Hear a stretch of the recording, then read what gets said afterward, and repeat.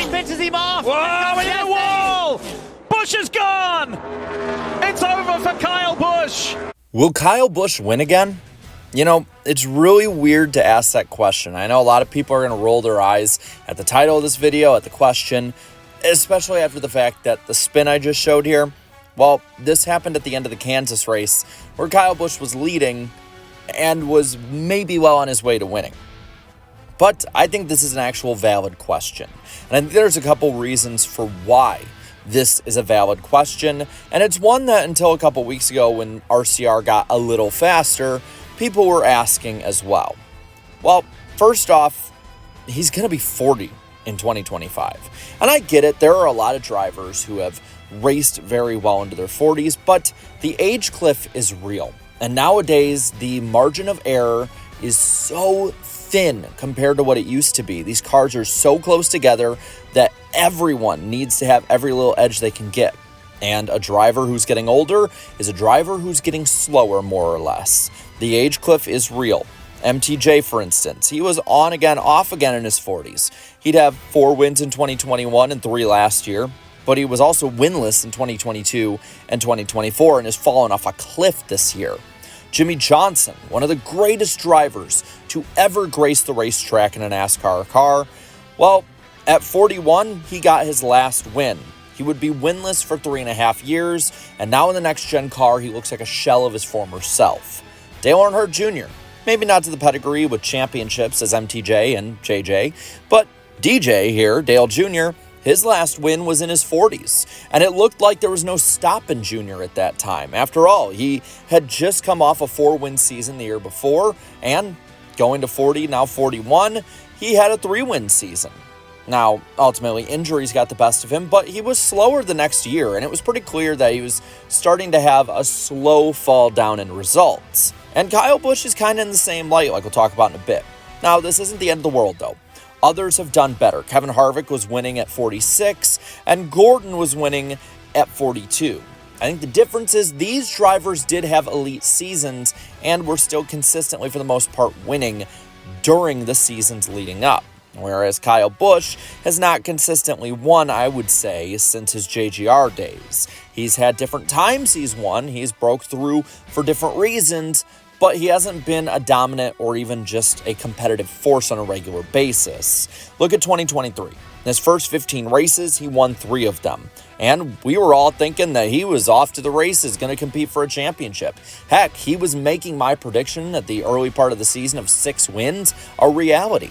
He had 4 top 5s and 8 top 10s, and he led almost 200 laps. In the 21 races since then in 2023, he didn't win. He got 6 top 5s, 9 top 10s, only about 40 laps led. And he's in the midst of a 51-race winless streak, including this year in the 21 races to end off 2023. Those are not numbers that are conducive to having a really good run and ending up winning, and winning often again. People might point out somebody like Martin Truex Jr. or Dale Earnhardt Jr., their big winless streaks. But the difference was their winless streaks were when they were in their 30s, 20s maybe. And with that, they had time to turn stuff around, and they were still more or less in their prime. While older drivers were doing well at the end of the 2010s with the Gen 6, this next-gen car has thrown a wrench into that. And now you're not going to see somebody in their 40s, let alone 50s, the way Mark Martin used to, compete for wins on a regular basis, in my opinion. I think that the pendulum has swung.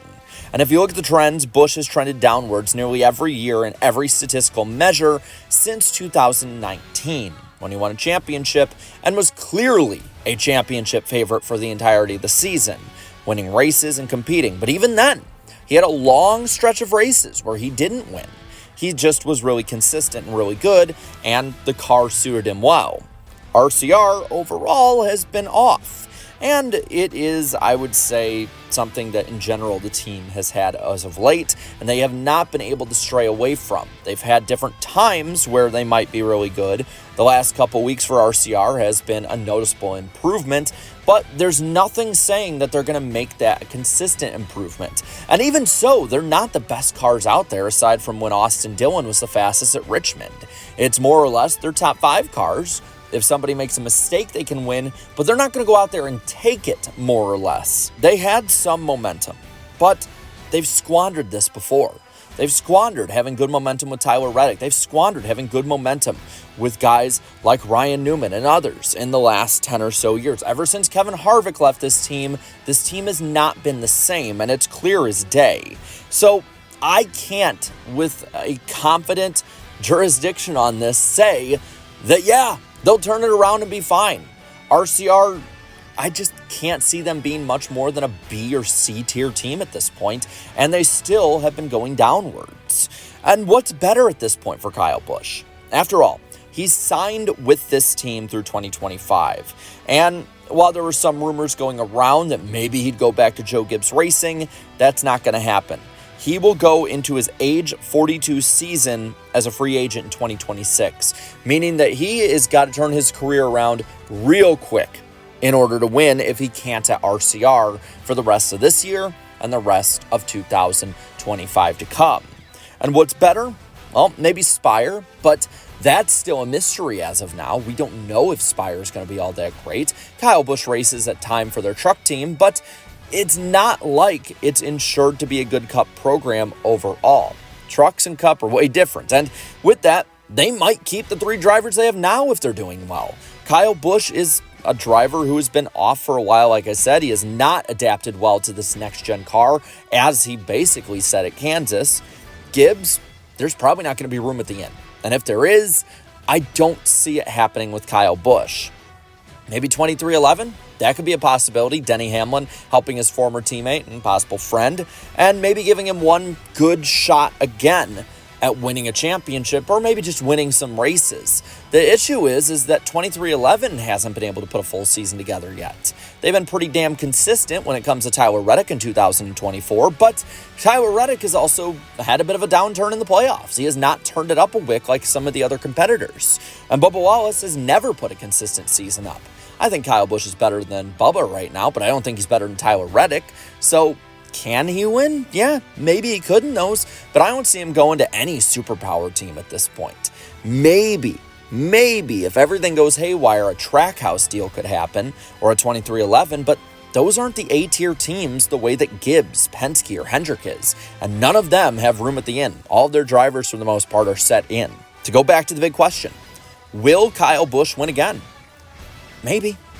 I mean, I know that's kind of a middle-of-the-road, fence-sitting answer, but for the first time ever, no is, I would say, a realistic option, and maybe the most reasonable response to this. Now, again, watching a week, he goes out and he wins at Talladega and then completely proves me wrong. I'd be fine with that. Trust me, I was in the stands at Kansas this weekend. When he spun, I was upset, and there were people leaving the track at that point in large numbers that just said, screw it, Kyle's not going to win, I'm leaving. So I'm not a Kyle Busch hater by any means at this point, but I just don't see it right now. I don't see RCR putting out winning equipment for Kyle Busch. The frustration has been growing all season, and I don't see that frustration going away in 2025. In fact, I see it probably getting worse. Unless they can get off to a fast start next year, I don't know if they can win. I don't think they will the rest of the year either. But with that, I'm going to pass it to you. Do you think Kyle Busch is going to win again? And do you think he'll win this year maybe? Let me know down in the comments below. While you're at it, leave a like in this video, share this video, and subscribe to this channel for more great and fun NASCAR content. Thank you so much to all my channel members for your continued support. And until next time, have a good one.